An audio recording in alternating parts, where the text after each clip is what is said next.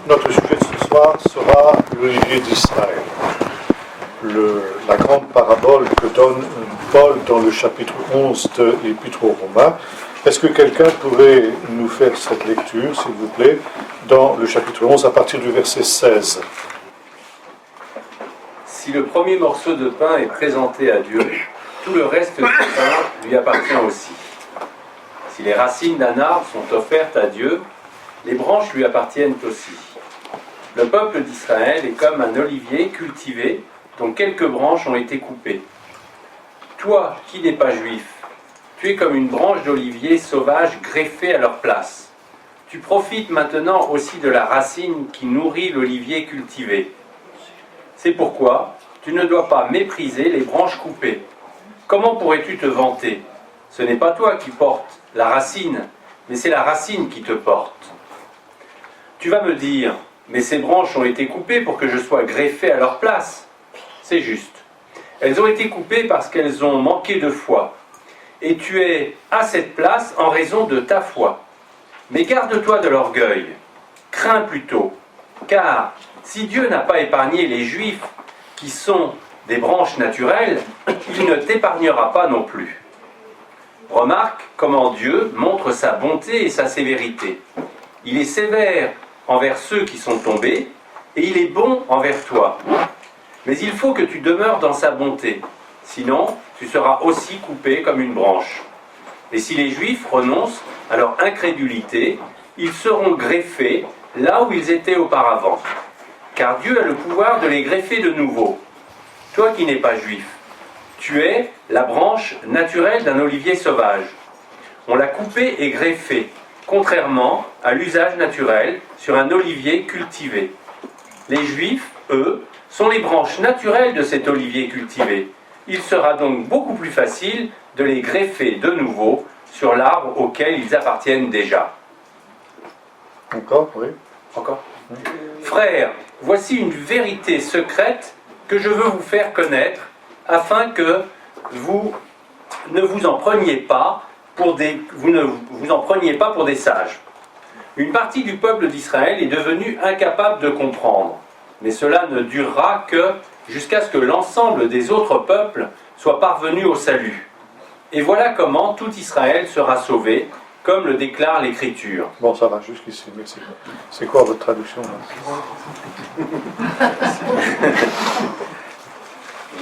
C'est quoi, c'est le français courant? Oui, c'est une français courant, c'est ça.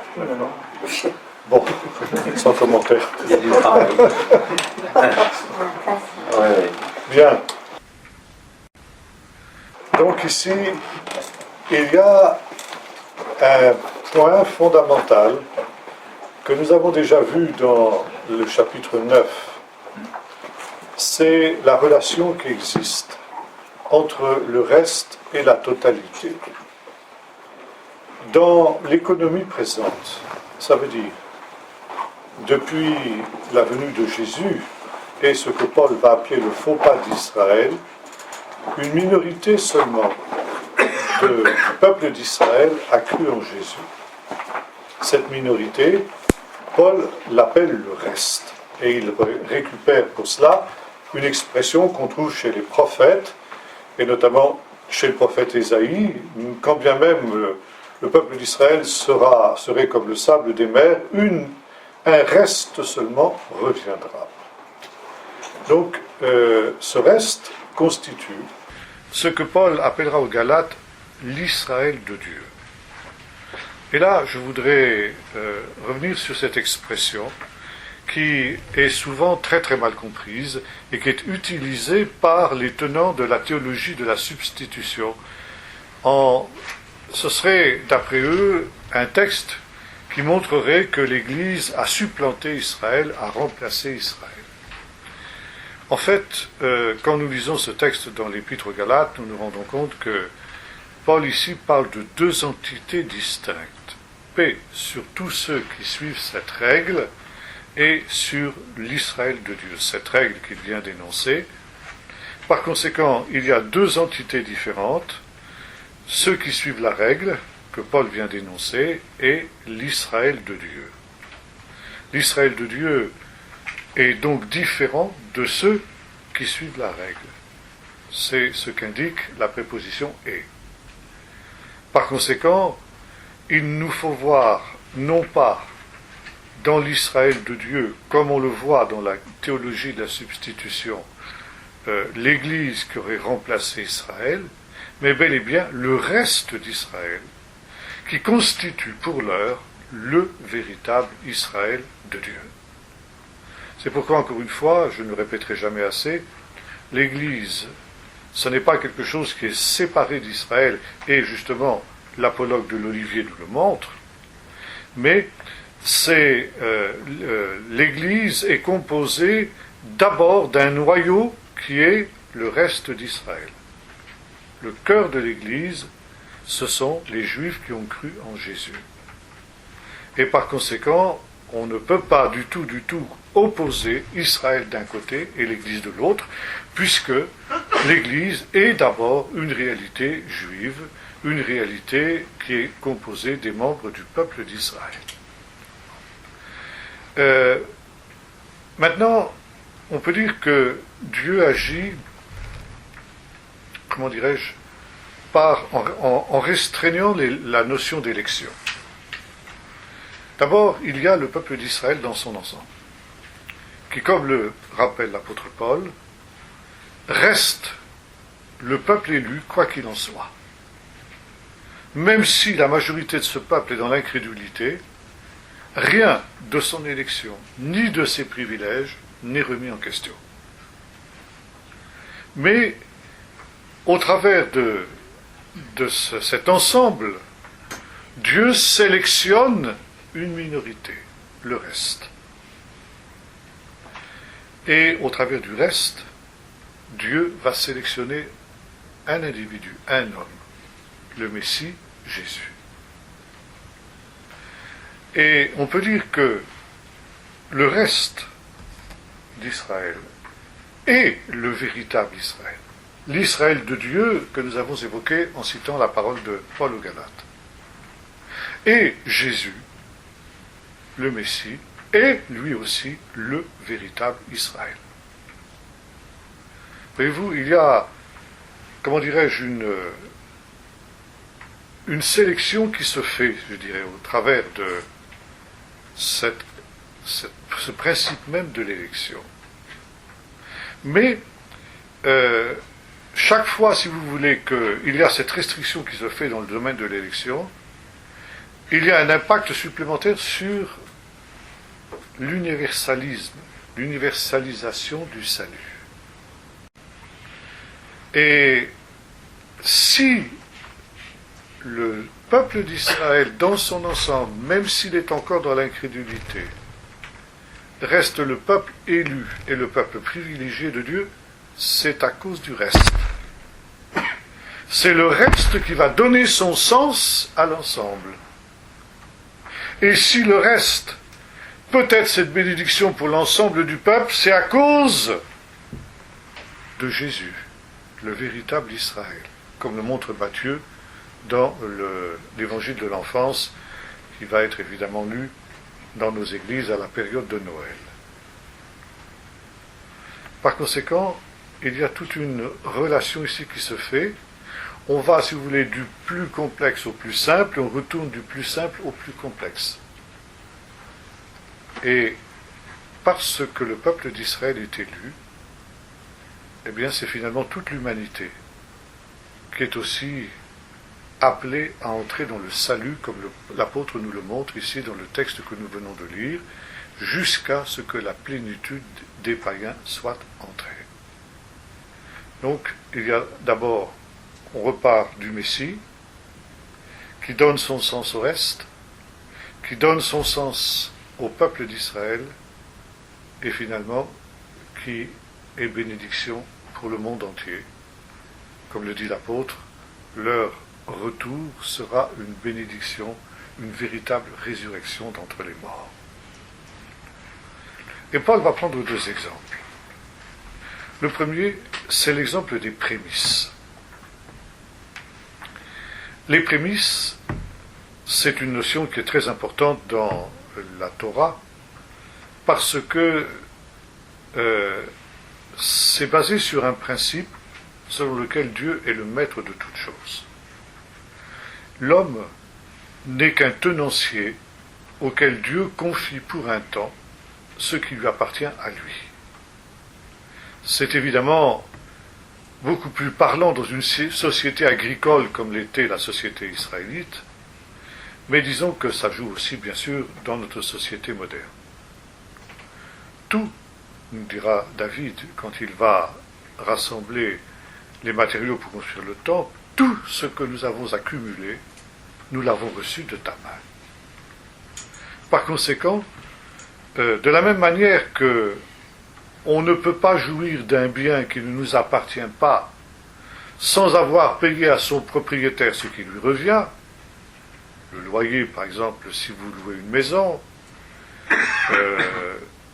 ce qui était aussi le cas quand on louait une pièce de terre. Dans l'Orient ancien, quand on louait une pièce de terre, les meilleures récoltes revenaient systématiquement au propriétaire. C'est ça la notion des prémices. C'est aussi la notion de la dîme. Prémices, dîmes, tout ça, les offrandes, c'est basé sur le même principe. Dieu est le propriétaire de tout ce que nous avons, et nous ne pouvons jouir des biens que Dieu nous donne qu'après avoir rendu à Dieu, qui est le propriétaire de toutes ces choses, ce que nous lui devons. C'est la raison pour laquelle une femme qui prépare un gâteau, un pain ou n'importe quoi, prélève avant toute chose une part pour le Seigneur. Une part qu'elle met à part. Et cette part, elle devient une part sainte, sanctifiée, selon le sens du mot sainteté, sanctification, etc., on en a déjà parlé, qui n'est pas, dans son premier sens, synonyme de perfection morale, comme nous le comprenons, mais qui est synonyme de mise à part, de séparation pour être consacré à Dieu. Par conséquent, avant toute chose, quand on reçoit de Dieu un bien, on prélève la part de Dieu qu'on met de côté et qu'on lui consacre. Cette part devient sainte.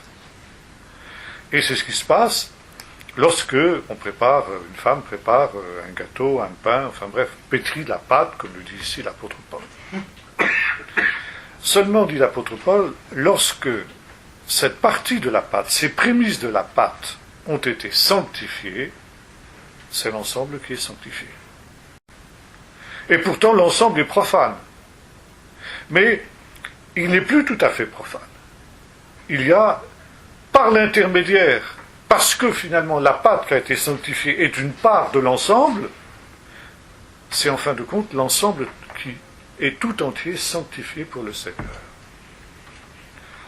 Et Paul ici fait le rapprochement entre l'ensemble du peuple d'Israël et le reste.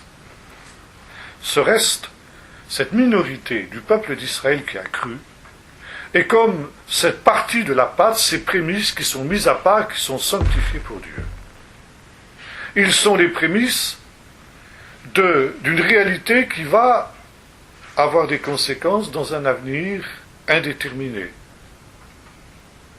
Parce que ce petit reste qui a cru en Jésus, et qui constitue par conséquent le véritable Israël, l'Israël de Dieu, il donne son sens à tout l'ensemble. Et potentiellement, c'est l'ensemble du peuple d'Israël encore incrédule qui est sanctifié pour Dieu. Et l'existence de ce reste qui est resté fidèle au Seigneur garantit d'abord la permanence de l'élection d'Israël. Et quand nous disons garantit la permanence du peuple d'Israël, ça veut dire garantit aussi son existence. Pour que l'élection d'Israël soit permanente, il faut que l'existence d'Israël soit permanente. Et c'est la raison pour laquelle le peuple d'Israël est indestructible. Il est indestructible à cause de quoi ? À cause des Juifs qui ont cru en Jésus. C'est ce reste, petit reste de ce que nous appelons les juifs messianiques aujourd'hui, qui a toujours existé dans l'Église dans une proportion plus ou moins grande et plus ou moins visible, mais qui a existé, qui a continué à exister, sinon l'Église aurait cessé d'être l'Église, c'est la présence de ce reste qui a garanti la subsistance du peuple d'Israël dans les pires épreuves qu'il a pu connaître. C'est ce qui garantit l'existence et la survie du peuple d'Israël après la Shoah, par exemple. L'Inquisition, les croisades et toutes les persécutions, les pogroms, tout ce que vous pouvez imaginer. Maintenant, qu'est-ce qui fait que le reste d'Israël va aussi être une réalité permanente? L'existence de Jésus. Ce qui donne son sens au peuple d'Israël, c'est Jésus. Ce qui permet la subsistance du peuple d'Israël, c'est Jésus. Sans Jésus, le peuple d'Israël n'a pas de sens. Sans Jésus, le peuple d'Israël n'a pas d'existence. Et si le peuple d'Israël demeure de génération en génération éternellement, c'est parce que Jésus est ressuscité et qu'il demeure éternellement. Le peuple d'Israël ne pourra pas être détruit par ses ennemis, et les Iraniens qui ont menti au monde entier, je fais une petite digression là, vous ne savez peut-être pas cela, qu'il n'y a pas eu d'accord à Genève, contrairement à ce que les journalistes ont dit. C'est un des plus gros mensonges de toute l'histoire humaine. Il y a eu acceptation de la nucléarisation de l'Iran qui a été donnée comme un accord. Mais il n'y a pas eu d'accord. Et l'Iran a redit qu'en 2014, ils allaient nucléariser, ils allaient atomiser Israël. Eh bien, ça ne se produira pas. Parce que Jésus est vivant. Et à cause de cela, tous les islamistes du monde, comme avant eux les nazis, comme tous ceux qui ont été les ennemis d'Israël, auront beau se liguer, employer les armes les plus sophistiquées, ça ne réussira pas parce qu'ils ne peuvent plus atteindre Jésus qui est ressuscité et qui est à la droite du Père. Ça, c'est la première image que Paul prend. La deuxième, c'est celle de l'olivier. Et là aussi, Paul nous dit, si les racines sont saintes, les branches le sont aussi. Là, évidemment, Paul va développer ce thème d'une manière beaucoup plus importante que ce qu'il a fait pour le premier exemple, celui de la pâte. Pourquoi ? Parce que dans la tradition juive, depuis des siècles et des siècles, l'olivier a été le symbole d'Israël. Vous trouvez cela chez les prophètes, chez Ézéchiel par exemple. Vous trouvez cela également dans les visions d'Ésaïe, celle on vient de célébrer une fête en Israël, qui est la fête de Hanouka, la fête de la purification du temple par les Maccabées après l'oppression des Syriens, d'Antiochus Épiphane, etc. Et à cette occasion, pendant cette fête, qui dure 8 jours, on lit le chapitre 4 du livre du prophète Zacharie. La vision de la Ménorah, en or, le chandelier d'or, qui est flanqué de chaque côté de 2 oliviers. Et ces 2 oliviers sont les 2 oins de l'Éternel qui se trouvent devant toute la terre, dit l'ange, qui parle avec le prophète Zacharie. Pour la petite histoire, les armes actuelles, les armoiries, disons des choses comme ça, de l'État d'Israël, l'écusson de l'État d'Israël, est représenté par un chandelier à 7 branches avec les 2 oliviers, l'un à la droite et à la gauche. C'est par conséquent ici une transposition de cette vision du chapitre 4 du prophète Zacharie. Donc ici, importance de l'olivier. Pourquoi l'olivier est-il l'image d'Israël ? Eh bien, l'olivier est un arbre très particulier. Bien sûr, ici, on ne connaît pas trop cet arbre. Il a du mal à pousser. Il y en a? Dans le midi, oui. Comment? Dans le midi, oui. Ah, dans le midi, mais pas ici dans la région parisienne. Je crois que c'était en France. Mais dans le midi, bien sûr. Dans le midi, nos frères, ils savent bien ce que c'est qu'un olivier.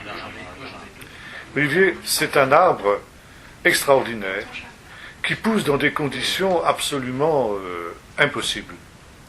Dans des sols arides, dans des conditions extrêmement difficiles. Et c'est un arbre qui est quasi immortel, il peut vivre jusqu'à 2000 ans. Et on connaît des oliviers qui ont à peu près 2000 ans.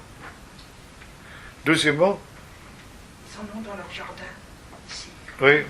Oui, ça peut se faire. Enfin, je pense pas qu'il... C'est des variétés françaises, provençales.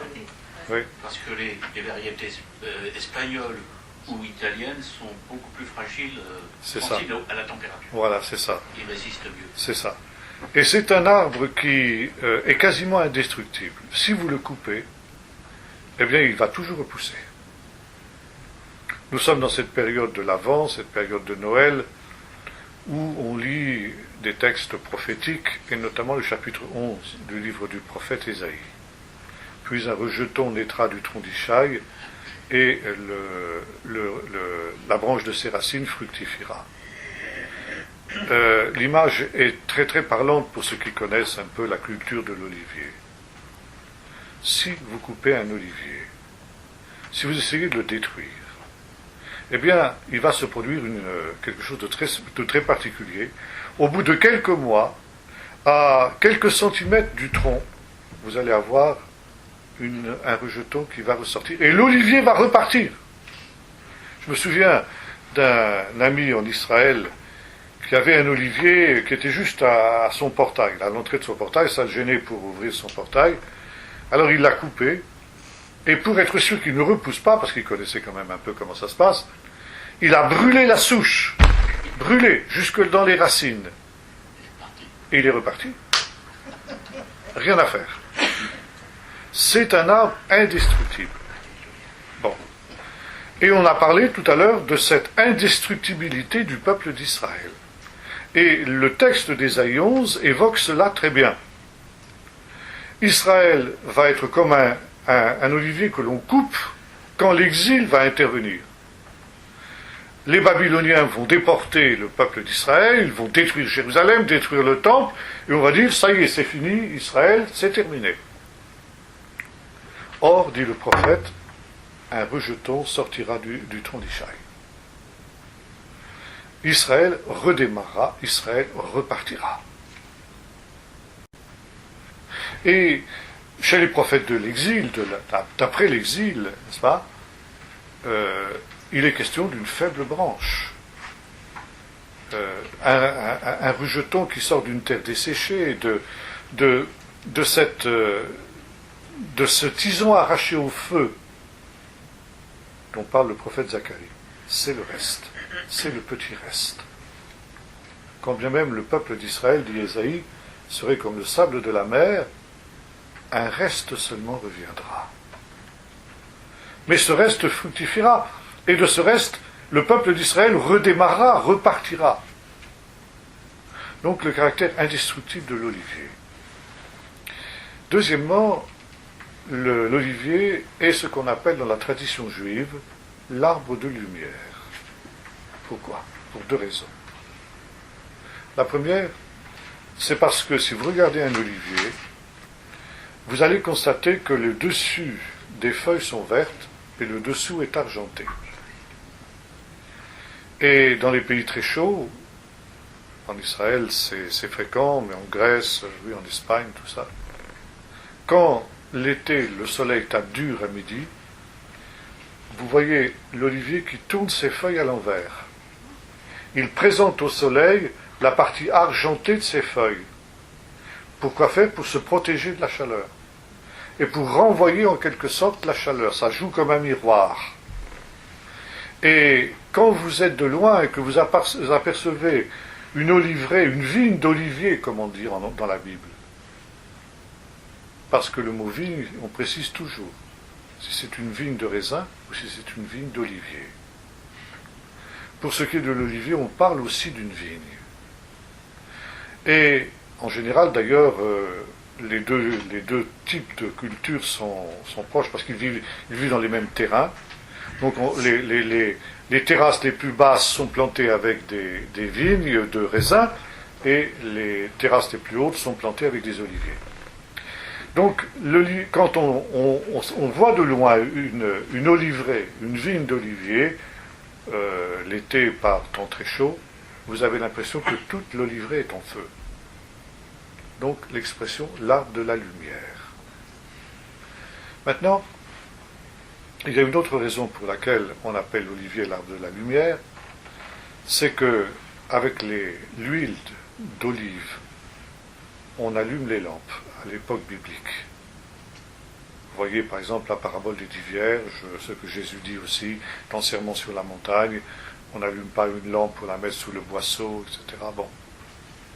Donc l'olivier est l'arbre de lumière. Et on le trouve déjà dans des midrashim, c'est-à-dire des petites paraboles rabbiniques, notamment dans le premier chapitre du livre de la Genèse, quand Dieu dit qu'il y ait de la lumière au commencement. Or, les rabbins ont constaté que la lumière est créée le premier jour de la création, mais les sources de la lumière, le soleil, la lune et les étoiles, ne sont créées que le 4e jour. Question: d'où vient la lumière du premier jour, puisqu'il n'y avait aucune source de lumière? Réponse: cette lumière, c'est la lumière du Messie. Parce que le Messie, le nom du Messie, c'est-à-dire la personne du Messie, c'est une des 7 réalités qui préexistent à la création. Et la lumière du commencement n'est autre que la lumière du Messie, parce que le Messie est la lumière du monde. Souvenez-vous d'une parole de Jésus dans l'évangile de Jean, qui reprend exactement cette idée. Et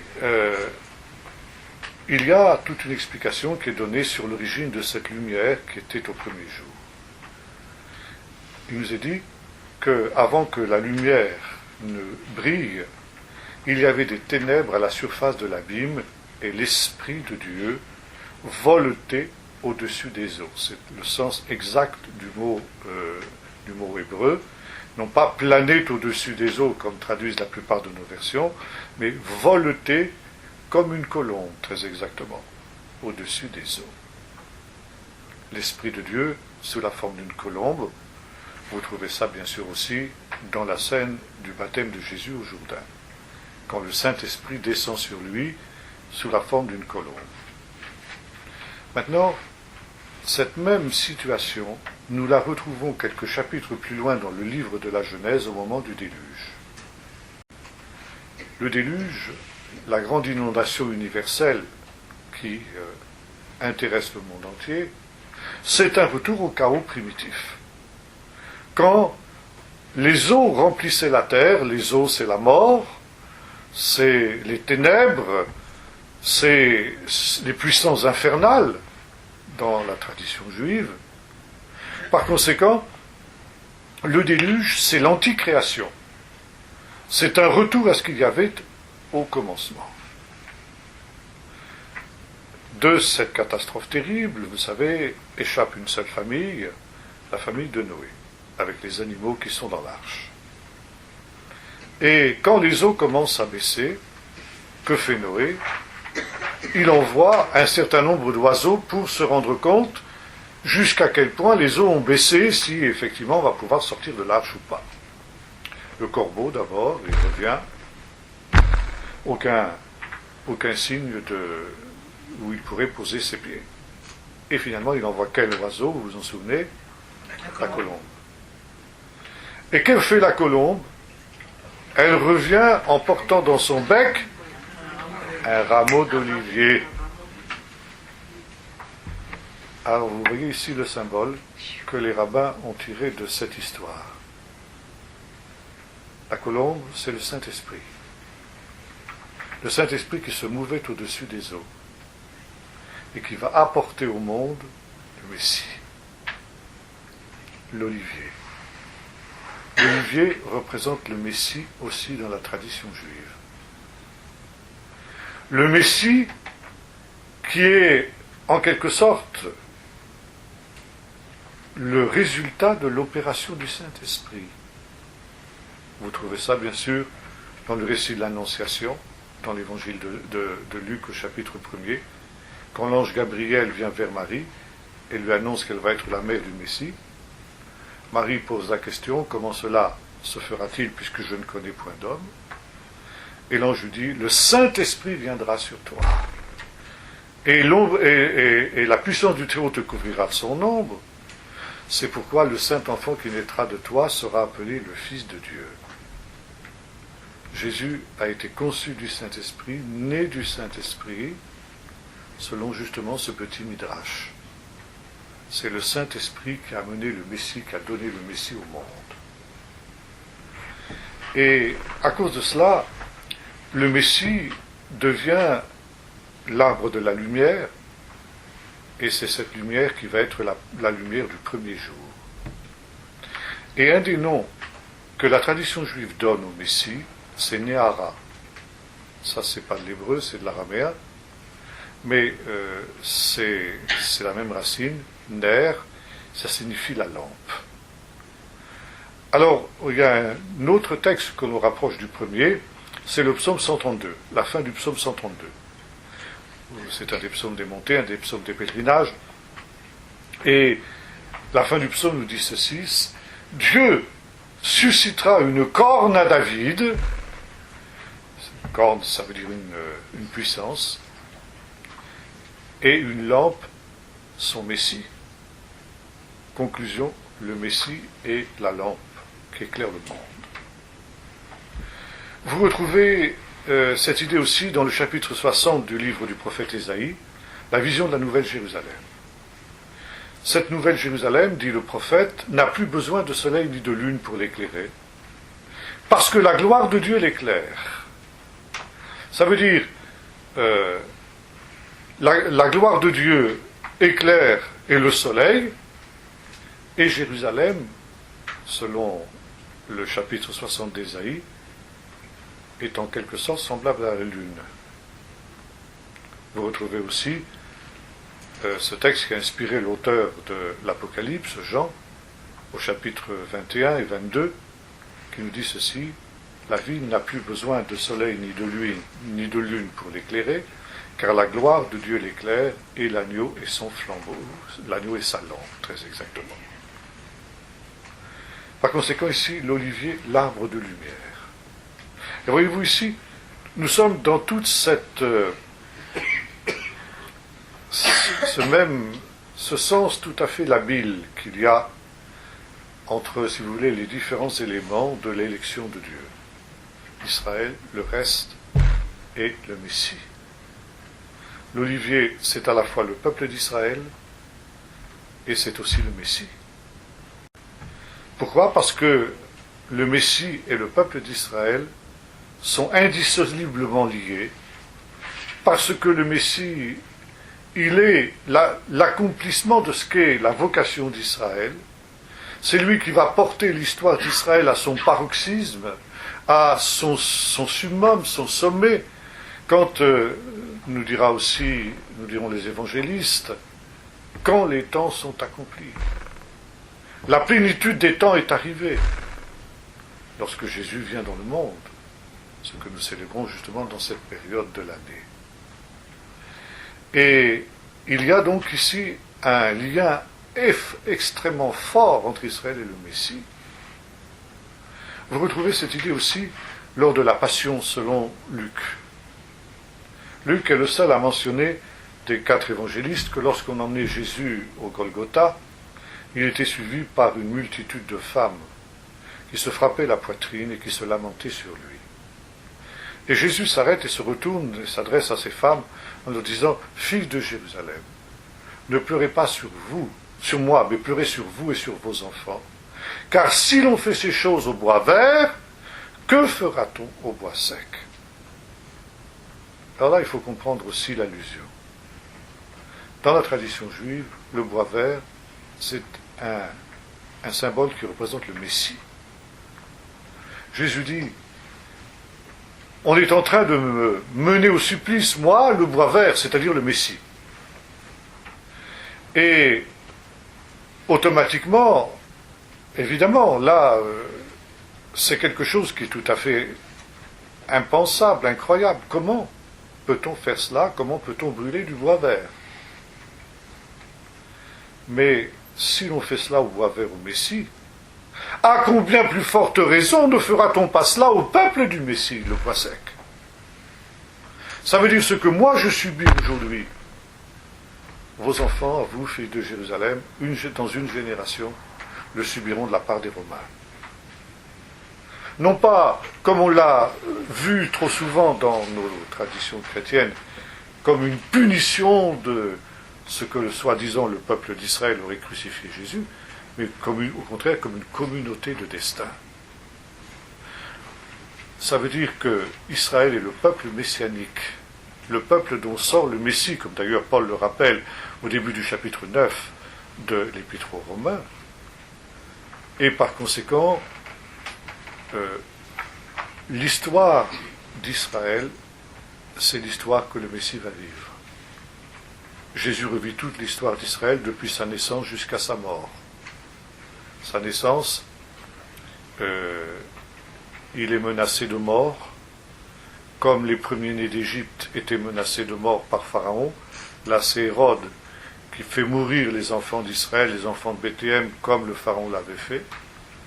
Résultat, Jésus est obligé de descendre en Égypte, comme le peuple d'Israël est descendu en Égypte. Et de la même manière que le peuple d'Israël est remonté d'Égypte, Jésus va remonter d'Égypte, il va connaître un exode, comme le peuple d'Israël avait connu un exode. Ensuite, il va être tenté par le diable pendant 40 jours, de la même manière que le peuple d'Israël a été tenté 40 ans dans le désert. Et il va connaître les mêmes tentations que celles que le peuple d'Israël a connues dans le désert. C'est-à-dire, demande que ces pierres deviennent du pain, la manne, qu'est-ce qui nous donnera à manger? Nous n'avons plus de pain à manger. La tentation de l'idolâtrie, si tu te prosternes, je te donnerai tous les royaumes de la terre, le veau d'or et tout ce qui s'ensuit. Et puis, tenter l'Éternel, jette-toi du haut du temple, est-ce que Dieu est au milieu de nous, est-ce qu'il ne l'est pas? Jésus donc assume, résume, récapitule toute l'histoire de son peuple. Mais c'est aussi sa mort. Jésus va mourir de la mort des martyrs. Jésus va mourir de la mort des justes, des martyrs qui ont marqué l'histoire de son peuple. Et Jésus va mourir de la main des pires ennemis du peuple d'Israël, c'est-à-dire les Romains. Ces Romains qui vont mettre fin à l'existence d'Israël et de Jérusalem et du Temple une génération plus tard, 40 ans après la mort de Jésus. Mais là, nous retrouvons dans cet apologue d'Israël, c'est vrai, le peuple d'Israël va être comme un olivier coupé. Le peuple d'Israël va être comme un olivier coupé, mais il va repousser. Parce que les racines sont intactes. Ah, là on arrive justement à notre apologue. C'est vrai, il y a des branches coupées. Et c'est toute l'histoire d'Israël. C'est pas simplement maintenant, dit l'apôtre Paul. Quand on regarde l'histoire d'Israël, ça a toujours été comme ça. Israël a toujours été en proie à des ennemis qui ont essayé de le supprimer, de le détruire, de le déraciner. On a parlé tout à l'heure de l'exil à Babylone, Nebuchadnezzar. Donc, Nebuchadnezzar va essayer justement de détruire le peuple d'Israël. Et bien après le retour de l'exil, Israël a ressurgi. Bon. Or, dit l'apôtre Paul, ce qui se passe aujourd'hui, c'est exactement ce qui s'est passé à ce moment-là. C'est vrai, il va y avoir des tribulations que le peuple d'Israël va connaître. Déjà, des branches ont été retranchées. Mais il ne faut pas que vous, les païens, vous vous illusionniez. Ça ne veut pas dire que c'est la fin d'Israël du tout. Parce que, de la même manière que la pâte est sainte, et là il fait le rapprochement entre les deux images, les racines, elles, sont intactes. Et les racines, c'est quoi? C'est les patriarches. Dieu a fait aux patriarches des promesses inconditionnelles.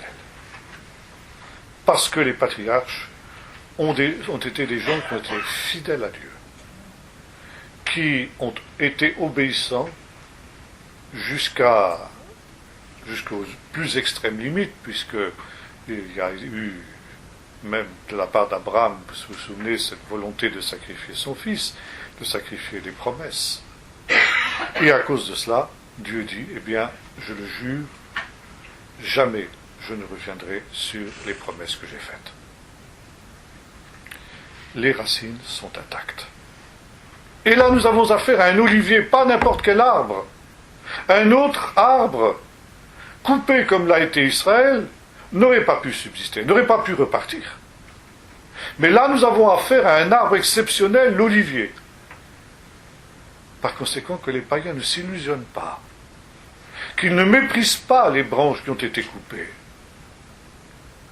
Parce que cet arbre, au temps de Dieu, il va redémarrer, il va repartir. Et non seulement il va repartir, mais il va être tellement splendide que sa résurrection sera aussi pour toutes les nations une résurrection véritable d'entre les morts. Bon.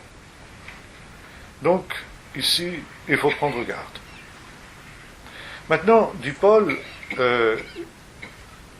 il y a une question qui se pose.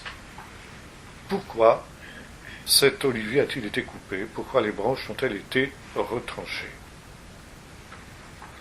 Eh bien, dit l'apôtre Paul, parce que Dieu aussi, et nous l'avons vu, c'est tout le développement de ces 3 chapitres, l'endurcissement d'Israël a été permis par Dieu. L'endurcissement d'Israël entre mystérieusement dans le plan de Dieu. Parce que par ce faux pas d'Israël, nous avons parlé du faux pas la dernière fois, ou une des dernières fois, nous avons vu que c'est un faux pas, c'est pas une chute définitive. Quand on fait un faux pas, on peut se relever, on peut se reprendre. Et là, c'est une autre image aussi qui rejoint les deux autres, celle de la pâte et celle de l'olivier.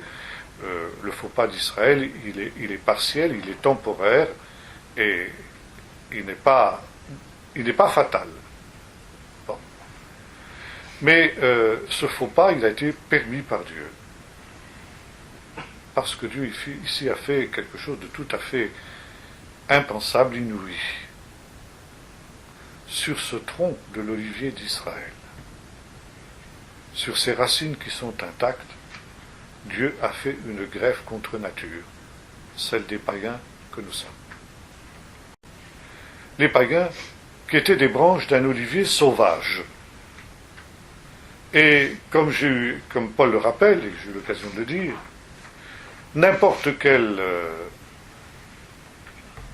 quelqu'un qui connaît un peu l'horticulture, plutôt l'arboriculture, excusez-moi, va vous dire que greffer un olivier sauvage sur un olivier de culture, c'est impossible. C'est une greffe qui ne peut pas prendre. Et Paul dit, toi, païen, tu as été greffé, toi qui es la branche d'un olivier sauvage, tu as été greffé contre nature sur cet olivier de culture. Et ça, c'est tout simplement la grâce de Dieu.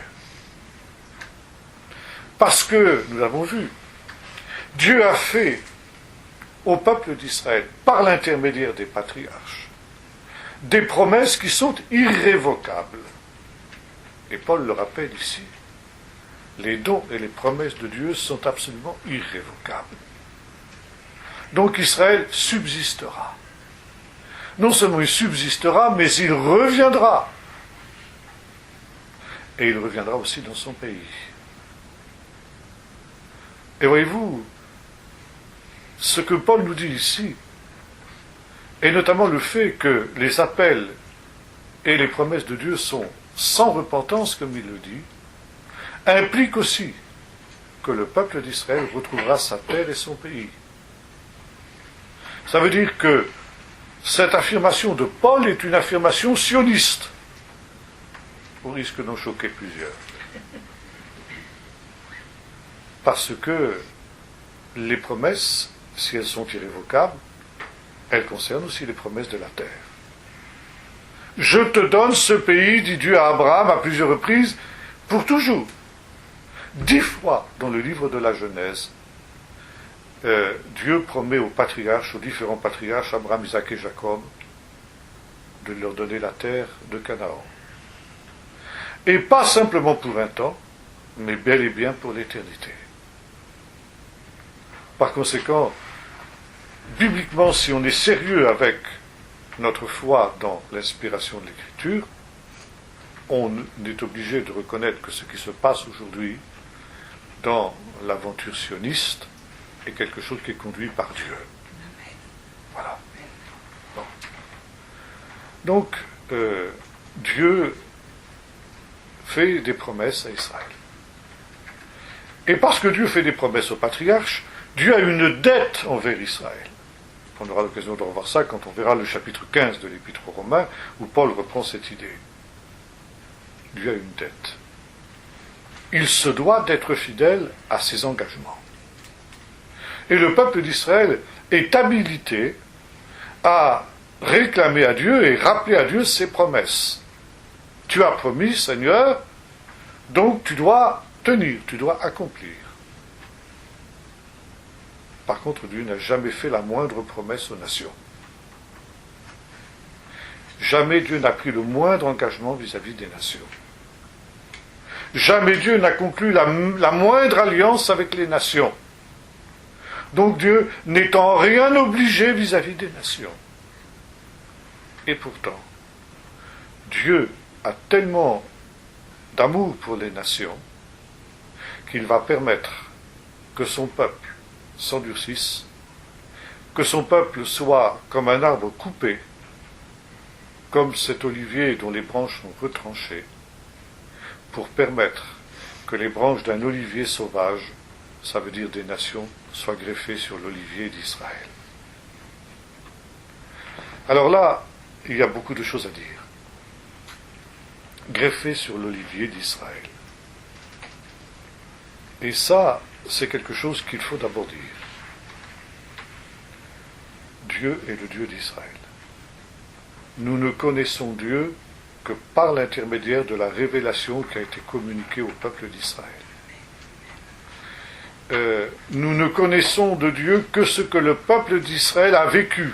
Dieu s'est lié d'une manière indissoluble à ce peuple qui est devenu le peuple de la révélation. Et celui qui veut s'approcher du Dieu véritable ne peut le faire qu'au travers du peuple d'Israël. Et les nations, quand elles se tournent vers Jésus, le Messie d'Israël, avant d'être le sauveur des nations, eh bien, viennent se greffer sur l'olivier d'Israël, qu'elles le veuillent ou non. Devenir chrétien, c'est d'une manière ou d'une autre acquérir un minimum de culture juive, de culture biblique. Et sans même que nous le réalisions, eh bien, il y a cette greffe qui se fait sur l'olivier d'Israël. Maintenant, cette greffe, comme j'ai eu l'occasion de le dire et je le répète ici, ce n'est pas une greffe à la place d'eux. Et là, j'étais vraiment un peu choqué tout à l'heure quand même les versions modernes, n'est-ce pas, reprennent ce vieux canard antisémite greffé à la place d'Israël. Alors que, comme j'ai eu l'occasion de le dire, le texte grec nous dit au sein, au milieu, parmi les branches d'Israël. Pourquoi ? Parce que nous l'avons vu, toutes les branches n'ont pas été coupées. Il y a le reste d'Israël. Et qu'est-ce qui se passe ? lorsque justement Dieu ouvre ainsi l'alliance qui a été conclue avec Israël aux nations, la nouvelle alliance. Parce que c'est ça qui se passe. Nous avons vu, Dieu ne fait pas d'alliance avec les nations. Mais la nouvelle alliance qu'il conclut avec Israël, il l'ouvre aux nations. Les nations vont entrer dans l'alliance qui a été conclue avec Israël. Et non pas dans une autre alliance que Dieu aurait faite avec l'Église, soi-disant. Comme disait un pasteur il y a très longtemps, l'Ancien Testament c'est pour les Juifs, c'est l'alliance qui est conclue avec les Juifs. Le Nouveau Testament c'est l'alliance qui a été conclue avec l'Église. Je dis, mais enfin, tu vois ça. Nulle part. Il n'y a qu'une seule alliance. L'alliance qui a été conclue avec Israël. Et les païens sont greffés dans cette alliance. C'est ça l'image de l'olivier. Alors voyez-vous, il y a ici une démarche qui est une double démarche. De la part de Dieu d'abord. C'est un acte de pure grâce et de pure miséricorde vis-à-vis des païens, parce que, comme je viens de le dire il y a un instant, Dieu n'a pris aucun engagement vis-à-vis des païens. Dieu n'a aucune dette vis-à-vis des païens. Les païens ne peuvent rien revendiquer de Dieu à l'inverse du peuple d'Israël. Et quand Dieu leur ouvre cette alliance qui a été conclue avec Israël, il le fait gratuitement, par pure grâce, par pure bonté, à cause de son amour. Et comme dira l'apôtre Paul au chapitre 15, l'occasion de le dire, les païens glorifient Dieu pour sa bonté. Donc de la part de Dieu, nous sommes ici dans le domaine de la grâce totale. Et maintenant, la démarche du païen, c'est la foi. Comme nous l'avons vu dans les premiers chapitres de l'Épître aux Romains, ce que Dieu attend du païen comme du juif d'ailleurs, mais notamment du païen, c'est qu'il croit, c'est qu'il ait la foi. Dans cette grâce imméritée qui lui est accordée. Et c'est cette foi qui fait que justement il va être greffé sur le tronc d'Israël. Et encore une fois, sur aucun autre tronc. Moi, la dernière fois, je vous ai parlé de cette personne qui me disait que quand elle avait parlé à son pasteur de ces choses, son pasteur lui avait dit « Moi, mon Dieu n'est pas le Dieu d'Israël. » Alors je dis « Mais moi j'étais abasourdi, j'étais atterré. » Je dis « Mais alors, c'est quoi son Dieu? C'est Allah, c'est le Dieu de l'islam alors? Ou bien c'est, je ne sais pas, le Dieu des philosophes et des savants dont parlait Pascal? Le Dieu Deus ex machina, celui qui a donné la chiquenaude initiale, c'est quoi ce Dieu-là? C'est pas le Dieu de la Bible en tout cas. C'est pas le Dieu véritable, c'est un faux Dieu, c'est une idole. Dieu est forcément le Dieu d'Israël. Et par conséquent, c'est par la foi qu'on entre dans cette alliance. C'est par la foi que individuellement, le païen est greffé sur l'olivier d'Israël. Et la démarche, elle est toujours individuelle. Et quand il entre dans cette alliance, eh bien, le païen devient aussi un des élus de Dieu. Mais, et ça nous aurons l'occasion d'y revenir, cette élection, elle est aussi une élection individuelle qui est indissolublement liée à son salut et à sa foi. Tandis que pour le peuple d'Israël, l'élection est collective, bien que le salut soit individuel pour eux aussi. Ça, c'est une des parties du mystère d'Israël les plus difficiles à comprendre. On aura l'occasion d'y revenir la prochaine fois. Que Israël reste le peuple élu, et pourtant il est perdu. Il est perdu. S'il ne croit pas. Donc l'élection pour Israël ne dépend pas de son salut. Pour le païen, ce n'est que s'il est sauvé qu'il peut se compter au nombre des élus. Pourquoi? Parce qu'il est greffé sur cet olivier d'Israël, c'est-à-dire sur l'élection. Israël étant le peuple élu, si nous sommes greffés avec le peuple élu, nous sommes nous aussi des élus. Maintenant, nous dit l'apôtre Paul, attention, parce que Dieu n'a pas épargné les branches naturelles. Quand ces branches naturelles ne sont pas demeurées dans la foi, elles ont été retranchées avec sévérité, dit l'apôtre Paul. Et voilà, toi, païen, tu cours un grand danger vis-à-vis du peuple d'Israël. Ce serait peut-être de t'imaginer que tu es meilleur que lui. Ce qui a été le cas d'ailleurs dans l'Église ancienne. Et que finalement le peuple d'Israël est un peuple de pécheurs, d'incrédules, de tout ce que tu voudras. Et nous sommes au contraire des gens qui avons cru. Et attention, ne te livre pas à l'orgueil, dit l'apôtre Paul. Ne te livre pas au mépris des branches qui ont été retranchées. Mais on pourrait parler des heures sur cette expression, le mépris. C'est un historien juif, après la Deuxième Guerre mondiale, qui a écrit, il s'appelait Jules Isaac, il a écrit un ouvrage qui s'appelle L'enseignement du mépris.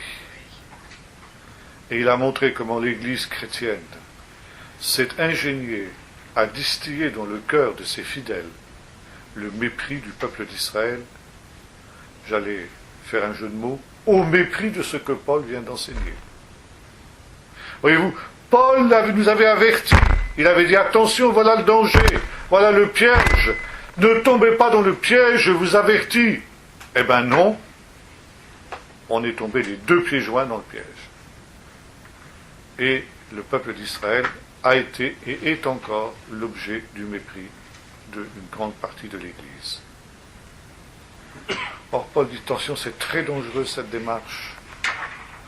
Parce que tu devrais au contraire craindre plutôt que de te livrer à l'orgueil.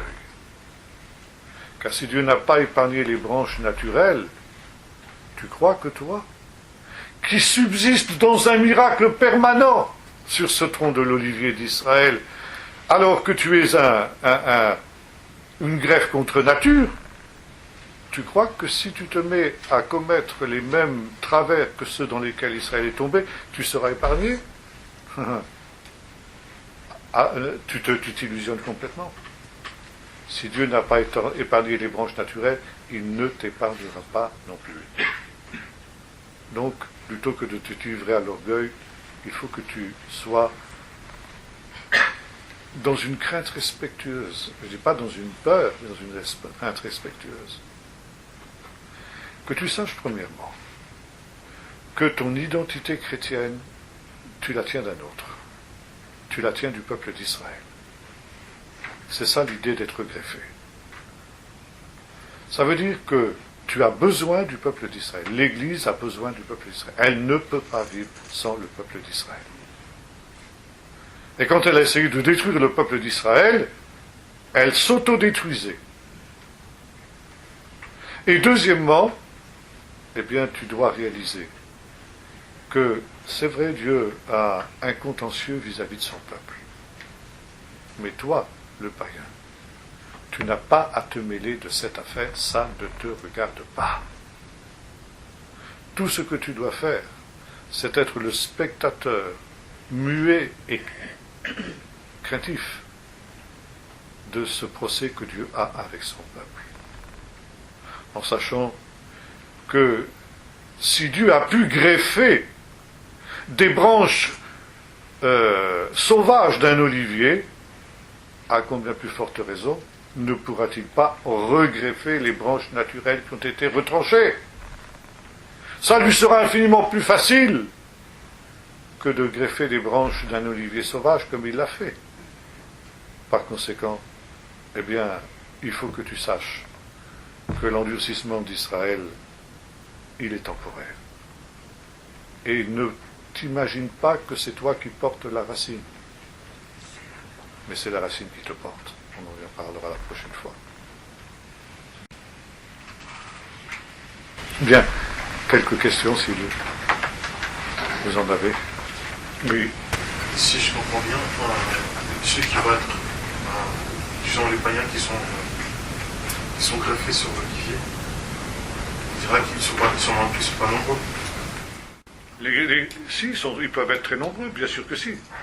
Si. Quand on voit l'Apocalypse, le chapitre 7, une foule nombreuse de toute nation, de toute tribu, de toute langue que personne ne peut dénombrer. Tellement ils sont nombreux. Si, ils sont très nombreux. Très nombreux. Ils seront, oui, mais enfin disons, ceux de tous les lieux et de tous les temps, quoi. Si on prend la somme totale de tous ces gens-là, quoi. Oui.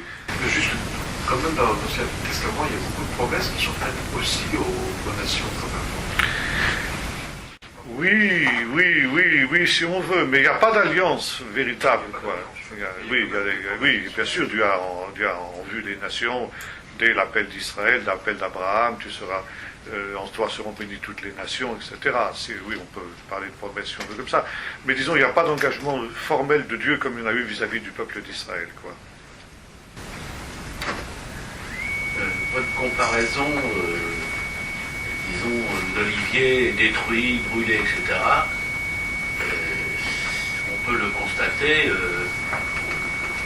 la dernière guerre mondiale, avec le peuple d'Israël qui ont brûlé dans les fours et tout ça. Oui. Ils sont repartis de plus belle et ils sont revenus en Israël. Oui, c'est sûr. Alors, cette image du texte d'Ésaïe 11, il joue d'abord pour Israël et il joue ensuite pour le Messie. Le Messie retranché et qui ressuscite le troisième jour. Voyez-vous, il y a ce parallèle permanent, comme j'ai dit tout à l'heure, entre Israël et le Messie. Et le reste. En ce qui concerne l'accord de Genève dont vous parlez, vous vous appuyez sur quoi, puisque c'est pas ce qui est... Voilà, sur le texte lui-même. Sur le texte Je ne sais pas s'il y a beaucoup de journalistes qui l'ont lu, mais tout est au conditionnel. Il y a un journal américain, je ne me Oui. rappelle plus le nom, qui a effectivement Oui. relaté ce Oui. fait. Oui, c'est l'AMENA. Et c'était- Et ça, il y a une analyse, et Obama est furieux Oui, parce que l'AMENA a révélé ça, voilà. ce qu'il voulait cacher. Ah oui. C'est un unique, c'est un deuxième unique. Un deuxième unique. Israël est abandonné par toutes les nations pour être atomisé par l'Iran parce qu'on a accepté l'idée d'un Iran nucléarisé. Oui, l'Iran. Eh oui. Et pour pouvoir faire des juteuses affaires, on se précipite maintenant en Iran du monde entier pour faire des affaires, eh bien on a sacrifié Israël. Et nous, on avait envoyé notre célèbre Fabius. Ben oui. Qui d'ailleurs, lui, a déjà levé les sanctions avant même que l'Iran, qui s'est plus ou moins engagé d'arrêter son enrichissement d'uranium à la fin de l'année, donc à la fin du mois de décembre. Et les sanctions, Fabius les a fait lever dès le début du mois de décembre, c'est-à-dire avant même que l'Iran ait eu l'occasion elle pourrait, n'est-ce pas, c'est ce qui est dit dans le protocole, hein, elle pourrait éventuellement arrêter l'enrichissement d'uranium, mais ça ne les gêne pas, parce que d'ici, il leur restait 3 semaines pour avoir 5 bombes atomiques. Donc ici, fin du mois, ils auront 5 bombes atomiques. Autant je comprends, on peut comprendre, je ne comprends pas, je ne les suis pas en fait, la motivation de faire des affaires financières, etc. Mais sur un plan géopolitique, géostratégique, le fait que l'Iran soit quand même l'allié de la Syrie contre l'Arabie Saoudite, etc., enfin, c'est quand même assez surprenant. Oui, mais ça c'est la politique d'Obama. Obama est un gauchiste de la pire espèce et son but c'est d'affaiblir les États-Unis pour que les États-Unis ne soient plus ceux qui dirigent le monde, quoi, hein. Et par conséquent, il s'agit de favoriser tous les États voyous, bon évidemment l'Iran, et il voulait la nucléarisation d'Iran, déjà dès son élection. Et donc il veut que les États-Unis se désengagent totalement du Moyen-Orient. Israël, par exemple, a supplié les États-Unis de continuer à armer l'Égypte parce qu'ils ont arrêté toute aide militaire à l'Égypte. Et maintenant, ce sont les Russes qui prennent le relais. Vous avez donc aussi le fait que l'Arabie Saoudite aussi est furieuse contre les États-Unis parce qu'ils se sentent lâchés. Et là donc l'Arabie Saoudite, il y a un accord secret entre l'Arabie et le Pakistan. Si l'Iran accède à la bombe atomique, le Pakistan va vendre des bombes atomiques à l'Arabie Saoudite. Il y a actuellement, on ne sait pas, des accords secrets entre l'Arabie Saoudite et Israël pour une situation de ce type-là. Les spécialistes israéliens sont en Arabie Saoudite et tout ça.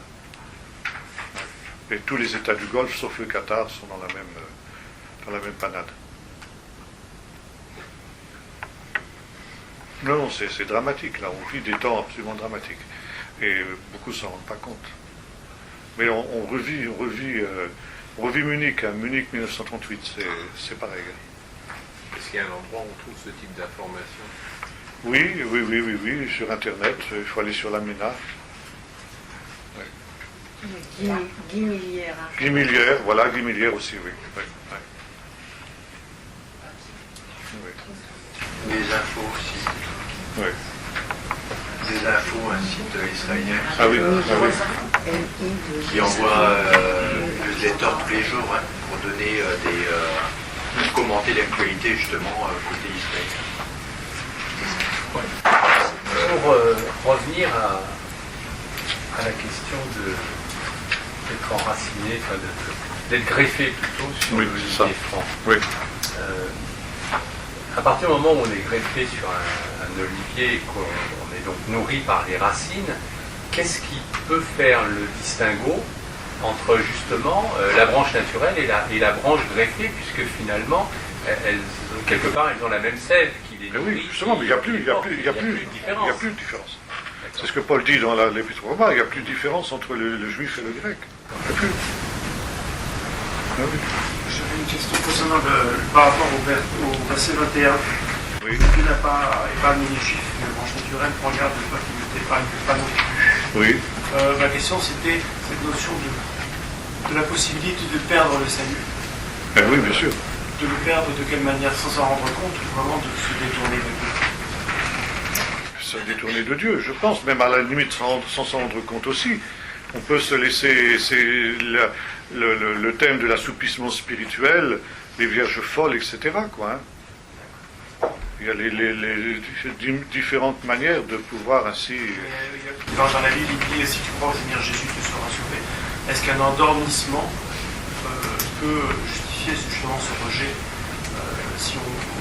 L'histoire des vierges folles le montre. Hein. Oui. Donc on s'en aperçoit pas forcément. Pardon? On s'en aperçoit pas forcément. Vous savez, non. Finalement, quand on s'endort, on ne sait pas qu'on dort. Hein. C'est quand on se réveille qu'on prend conscience qu'on a dormi. Et vous avez peut-être vécu des situations de ce type-là, par exemple sur des autoroutes ou des choses comme ça, où on s'assoupit un instant et puis on se réveille en sursaut, on dit mince, j'étais en train de m'endormir. Moi, ça m'est arrivé une fois, ça ne m'arrivera plus deux, mais enfin ça m'est arrivé une fois. Et maintenant je fais attention, mais ça m'est arrivé. Je me suis retrouvé juste à l'arrière d'un camion, là, prêt à le percuter. J'arrivais à toute vitesse sur le camion qui était beaucoup plus lent que moi. Et j'ai réalisé que je m'étais assoupi quelques secondes, ça suffit. Peut-être même une fraction de seconde, je ne sais pas. Par rapport à ce que vient de dire Nordine, c'est sûr qu'il n'y a plus, quand on est greffé sur l'olivier franc, il n'y a plus de différence, mais n'empêche qu'on reste quand même avec la pensée. Enfin, ce que vous avez dit, c'est qu'il faut toujours le reste du peuple juif messianique, qui est le noyau. Voilà, et qui n'est pas coupé. Pas coupé, bien sûr que non. C'est ce que j'ai dit tout à l'heure. C'est pourquoi traduire par à la place... Cette identité n'est pas retirée. C'est pas la même identité. Bien sûr que non. Sur le même olivier. Mais bien sûr. Et si vous voulez, ce qu'on peut dire... Il y a une distinction quand même. Il y a une distinction. Attendez, voilà. je vais... Bon, un premier point, puis après je reviens sur ça. Si vous voulez, c'est pour ça que les juifs messianiques disent qu'un juif qui croit en Jésus devient juif à 100%. Vous voyez? Maintenant, il y a une différence qui reste effectivement entre païens et juifs. C'est, si vous voulez, c'est le fait que finalement, nous ne devenons pas des juifs. Nous sommes greffés, mais nous ne sommes pas des juifs. Et il y a un mot, sur lequel peut-être on aura l'occasion de revenir, qui est dans l'Épître aux Éphésiens, chapitre 2. J'en ai déjà parlé, je crois, où il est question, vous étiez autrefois, alors on traduit en français par privé du droit de cité en Israël. Bon, ça c'est une circonvolution que les traducteurs ont trouvée, parce que le problème c'est qu'en français on n'a aucun mot qui corresponde au mot grec. Le mot grec c'est le mot politeia. Et ça, il n'y a pas d'équivalent du tout dans notre langue. Par contre, il y en a en anglais. En anglais, c'est le mot Commonwealth. Nous sommes dans le Commonwealth d'Israël, c'est-à-dire un petit peu dans la relation, si vous voulez, qu'un Canadien ou un Australien ou un Néo-Zélandais par rapport à un Britannique, quoi. Ça veut dire qu'il y a une identité commune, ils appartiennent tous à la même entité, le Commonwealth britannique, ils reconnaissent tous la reine d'Angleterre comme leur reine, ils ont la même langue, ils ont la même culture, ils ont les mêmes institutions, etc. Mais un Australien n'est pas un Britannique, un Néo-Zélandais n'est pas un Canadien, etc. Vous voyez ? Alors, c'est un petit peu notre position vis-à-vis du peuple d'Israël. Nous restons ce que nous sommes, français, allemands, ou n'importe quoi, n'est-ce pas ? Mais nous ne sommes plus des étrangers par rapport au peuple d'Israël. Et vice-versa, vous voyez ? Et en même temps, donc, si vous voulez, c'est un peu... Comment vous dire, Paul prend cette image aussi toujours l'Épître aux Éphésiens. Il dit, il n'y a plus maintenant ni juif ni grec. Ah, on dit alors, vous voyez, bon, voilà, il n'y a plus juif. Mais attention, lisons la suite, ni homme ni femme. Exactement. Bon. C'est bien qu'il y a. Donc ça veut dire, si vous voulez, si on prend... Attention, aujourd'hui, c'est... Oui, vous avez raison. Mais ça voudrait dire, si vous voulez, cette idée stupide que quand une femme se convertit, elle devient un homme. Ben oui, il faut être logique jusqu'au bout si on raisonne comme ça. Dans l'absolu du salut, il n'y a plus du tout de différence, mais dans l'économie présente, un homme reste un homme, une femme reste une femme, avec chacun sa spécificité. Un esclave reste un esclave, aussi dur que soit sa condition, et un homme libre est un homme libre, dit l'apôtre Paul, parce qu'il prend les trois. Hein. Il n'y a ni juif ni grec, ni homme ni femme, ni esclave ni libre. J'ai une question là dans l'Apocalypse, enfin c'est un petit peu en dehors du connais ça, mais dans l'Apocalypse, là, dans les lettres aux églises, il parlait des expressions un peu bizarres de la synagogue de... Synagogue de Satan, oui. Je ne sais pas trop ce que ça veut dire, parce que Jean ici fait des allusions à des situations locales, des églises locales auxquelles il s'adresse. Des situations que nous ne connaissons plus. Par exemple, les questions dans une lettre d'un certain Antipas qui a été mis à mort. Bon, qui était cet Antipas, on ne sait pas. Pareil, une prophétesse Jézabel, etc. Bon, une fausse prophétesse, on ne sait pas, est-ce que c'est son vrai nom? D'abord, est-ce que c'est à cause de la Jézabel de l'Ancien Testament qu'elle est appelée comme ça? On ne sait pas trop. Il y a aussi les œuvres des Nicolaïtes. Qui sont les Nicolaïtes? Il y a un tas dans ces lettres aux sept églises, il y a un tas d'allusions qui sont faites à des situations locales qui nous échappent plus ou moins. Bon, on arrive plus ou moins à reconstituer, mais disons, c'est des choses très très précises. Alors, synagogue de Satan, ce qui est intéressant, c'est la suite. Qui sont juifs, qui se disent juifs, mais qui ne le sont pas. Donc ce sont des faux juifs. Des gens qui jouent aux juifs, oui, c'est ça, est-ce que c'est des prosélytes, est-ce que c'est des... On ne sait pas trop, on ne sait pas exactement. Mais en tout cas, c'est quelque chose, on ne peut pas étendre ça à tout le peuple d'Israël, dire, comme l'a fait Chrysostome, que tous les juifs, toutes les synagogues sont des repères de Satan, ou il vaut mieux aller dans un upana que dans une synagogue, disait Chrysostome, parce que là se trouve Satan, etc., le trône de Satan, tout ce que tu veux. Oui. Vous avez parlé de la dîme tout à l'heure. Au jour d'aujourd'hui, alors comment donner la dîme, on va dire, pour quelqu'un qui se convertit? Comme le dit l'apôtre Paul, quand on touche ce que l'on revient, la première chose à faire, c'est de mettre à part ce qui revient au Seigneur. C'est-à-dire que, avant même d'utiliser, pour la Bible, on n'a pas le droit d'utiliser pour soi-même les biens que Dieu nous donne avant d'avoir donné à Dieu sa part. Donc, si vous voulez, ce qui est logique, c'est dès qu'on touche sa paye, on met de côté ce qui revient au Seigneur. Quitte à le donner plus tard, c'est pas le problème. Mais c'est mis à part. Ça appartient au Seigneur. À ce moment-là, moi, je peux en disposer. Je peux disposer du reste. Dans le judaïsme aujourd'hui, est-ce qu'il est possible de se convertir au judaïsme? Bien sûr. Bien sûr. Un non-juif qui se convertit au judaïsme. Oui, c'est possible. C'est possible. Ça a toujours été possible. Depuis Ruth. Ruth est la première. Oui, c'est ça, avec des apports des populations extérieures. Oui. La mère d'Éphraïm et Manassé. Oui, bien sûr. Oui, c'est tout à fait possible. D'ailleurs, on emploie l'expression du livre de Ruth, venir sous les ailes de la présence de Dieu, de la Shrina. Se convertir, c'est ça. C'est le parcours du combattant, quand même. Oui, c'est le parcours du combattant, bien sûr. Oui, parce que là, c'est en dehors de cette notion d'être greffé sur le Dieu. Ah oui, là, en principe, on devient vraiment partie intégrante d'une manière totale du peuple d'Israël. Et là, justement, c'est ce que Paul dit de ne pas faire. As-tu été appelé circoncis, dit Paul, ne fais pas disparaître la circoncision. As-tu été appelé incirconcis, ne te fais pas circoncire. Voilà ce que j'ordonne dans toutes les églises dans lesquelles je passe. Donc là, c'est un ordre, c'est pas simplement un conseil, une exhortation, c'est un ordre. Paul, par l'autorité apostolique dont il dispose, donne cet ordre. Là, c'est une règle absolue. Et moi, j'ai connu, par exemple, en Espagne, une église évangélique où tous les mâles se sont fait circoncire. Là, on ne suit plus, là. Là, on ne suit plus, là, ça va pas, ça. Bien, dernière question.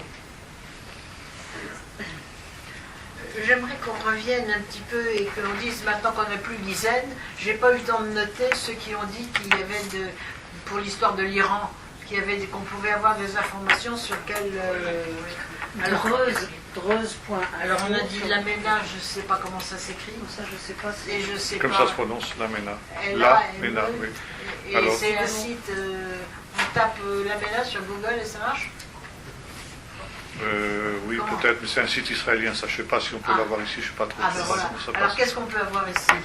Tu as parlé de Guy Millière. Ça s'écrit comment? M-I-2-L-I-E, accent grave R-E. Non, ça j'ai bien écrit. Puis tu as dit quelque chose d'autre? Le site de Desinfo, donc desinfo.com. Des infos, oui. En un seul mot, voilà. .com, c'est tout. Donc ça, c'est un site israélien qui donne la version israélienne des faits. Ouais.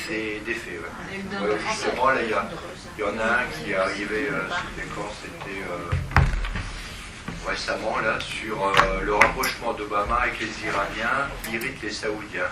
C'est dimanche. Desinfo.com. Desinfo.com. Merci. Il y a aussi un site Europe Israël. Oui. Je reçois les mails. Je ne sais pas si c'est un site, mais moi je reçois des mails qui s'appellent Europe Israël. Et est-ce que il y a le forum juif.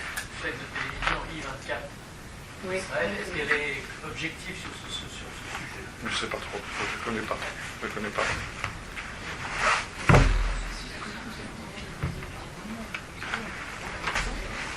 Le problème, c'est que personne n'est vraiment objectif. C'est pas facile. C'est pour ça qu'il faut écouter tout ça.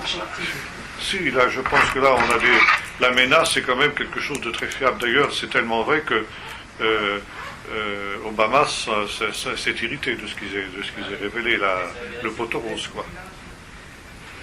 Et d'ailleurs, ça a été confirmé par les Iraniens eux-mêmes, parce que Obama a fait un discours... Pardon? Non, la ménage, je ne connais pas. Oui, ça c'est israélien. Il a fait un discours à la nation en disant que c'était comme avait fait Chamberlain, quoi. C'est la paix pour 1000 ans, etc. et que les Iraniens avaient pris tel et tel engagement, et l'Iran a répondu immédiatement, c'est pas vrai, on n'a pris aucun engagement de ce type. Non, mais de toute façon, quand on a lu dans la Croix le compte rendu, moi ça m'a frappé qu'en le lisant, je me suis dit, non, ils n'ont rien fourni du tout, ça se voyait bien, ça faisait du lire. Ouais. Donc, c'était même pas caché. Hein. Et ni caché, oui, enfin, quand même, si, ça a été, tous les journalistes ont salué ça comme une grande avancée, comme un grand... Ça n'a pas été caché, ça a été brouillé. Oui, c'est ça. Ça a été brouillé, c'est ça. Dans la Croix, hein, vous voyez très bien, vous voyez bien que c'était ambigu, complètement. Il y a sur Avaz, il y a une pétition qui se félicite d'avoir obtenu la dénucléarisation de l'Iran grâce à la voie diplomatique. Française, ça, je suppose. Ah oui. Ça doit être ça. Bien. J'ai trouvé un menapresse.org, Voilà. il y a Guy Millière qui parle. Ouais, c'est ça. Oui. Metula News. Voilà, exactement, c'est ça. Alors, c'est Metula News Agency. Et le site, c'est MENA, MENA, presse, sans E, PRE2S.org. MENApresse, en un seul mot, .org. C'est la MENA ou MENA? MENA.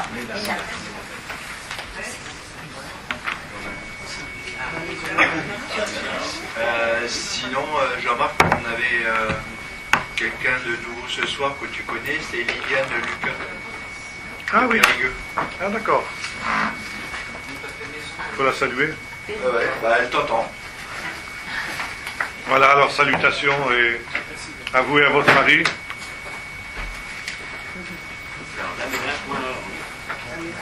Menapresse.org.